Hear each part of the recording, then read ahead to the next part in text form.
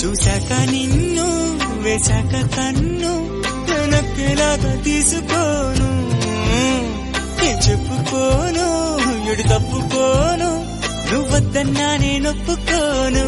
నువ్వేసే గవ్వలాటలు నెలేసే గళ్ళబాటలు, నీదాకా నన్ను రప్పించింది నువ్వేలేవమ్మా.